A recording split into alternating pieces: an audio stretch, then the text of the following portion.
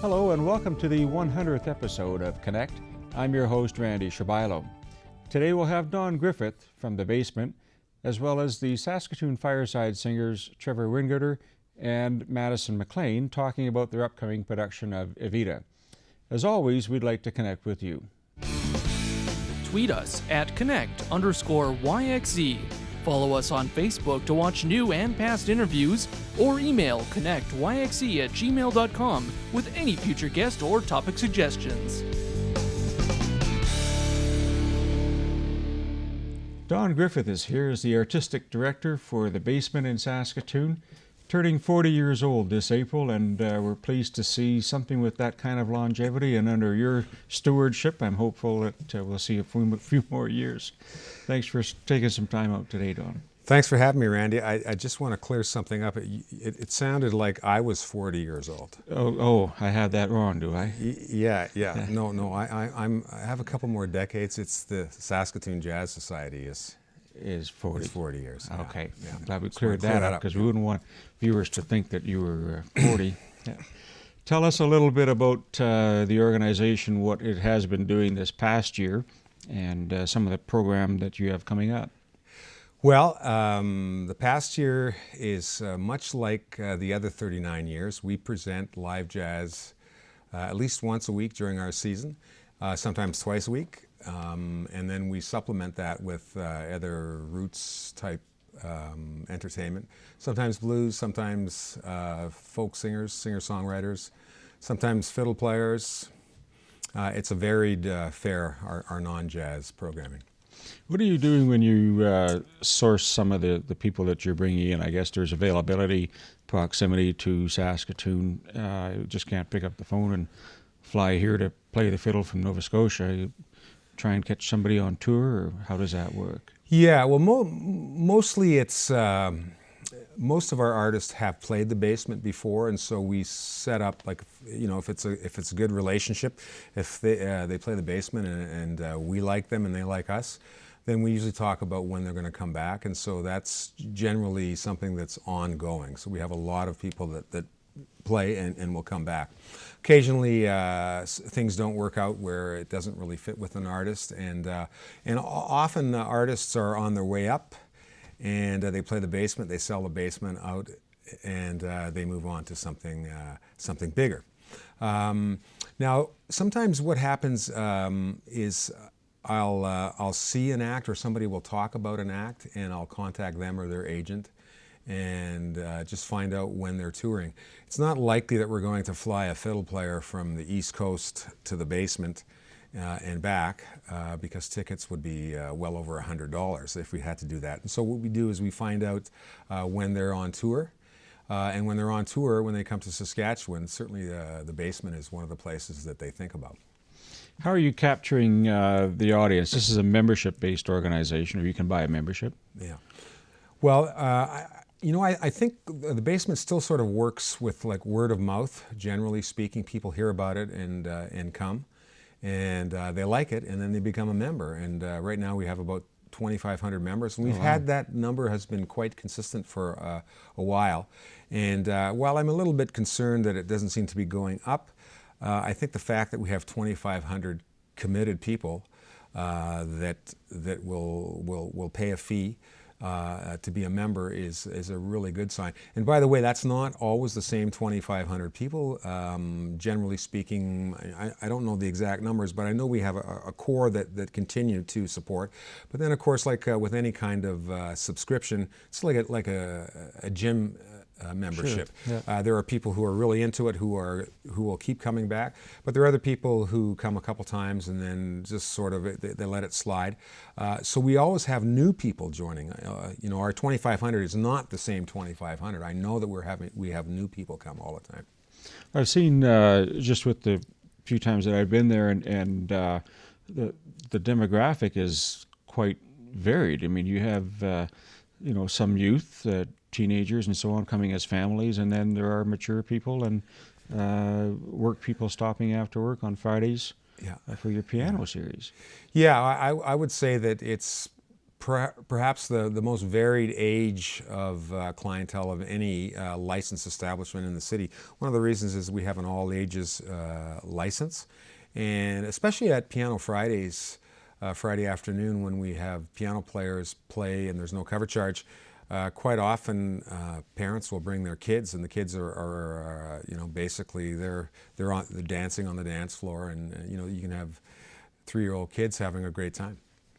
Tell us a little bit about one of our esteemed piano players in the city that we just lost here recently. Yes, Maurice Drouin passed away a couple of weeks ago, February 16th.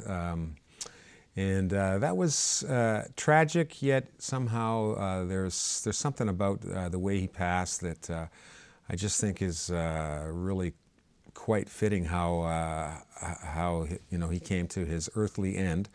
There was a fantastic article in Bridges magazine that was published on Friday, and Friday the 15th of February, and Maurice, who was 82.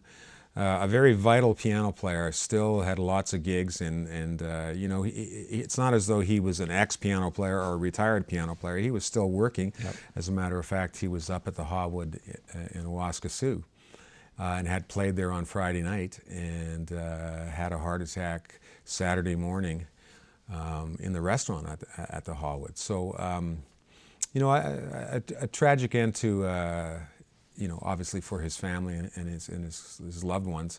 But it was really quite, I can tell you, like, if that's how I go after playing a gig, and with gigs, he was supposed to play there that night also. It was really quite a remarkable end to an amazing career. I mean, he was so, such a figure in Saskatoon, and had an influence on so many young musicians and especially singers. He was a great mentor of singers. I know I had seen him at the Basement in December, and then at the Village in Stonebridge in January, and just hearing that news, I think that personal connection over so many years that he was here. But to your point about nurturing Graham Dick as a singer, bringing names like that to light and kind of giving them wind under the wings, so to speak, do we have anyone who's even remotely close to, I mean, you're a gifted piano player yourself, but is there anyone remotely close to being that active, filling that void? I would say that no, there isn't. I mean, really what you're asking is, are we going to replace Maurice? And no, it's not possible. No. Yeah. And if you knew him, you'd realize that how could you replace a person like that? He was like, there's not too many people I think in Saskatoon that I could say are one of a kind. I mean, there's a lot of different types of musicians, but I would say he was unique. And why would we want to try to replace him? I mean, life will go on, and there will be people who will fill his role, but there won't be anybody who.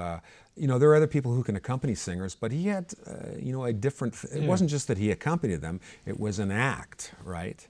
And there are other musicians who can play piano, but is there anybody who is going to have that repartee between the singer and the piano player? And I think we're going to have trouble finding that.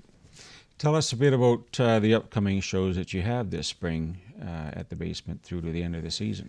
Well, we've got probably 50 shows between now and the end of June, so I'm not sure exactly which ones you want me to talk about. Maybe I'll brag about a couple here. We've got, on our cover, we have Katie Theroux, and she's a great acoustic bass player and singer, which is rather... you don't see that very often. Quite often, musicians, especially bass players, are in the background, and so she's right up front and she sings. So she doesn't just sing in the basses. I mean, she will do tunes that are instrumental tunes, but she also comes right out front and sings. And so that's happening on March 20th. I think it's Wednesday, March 20th. Yes. Yeah.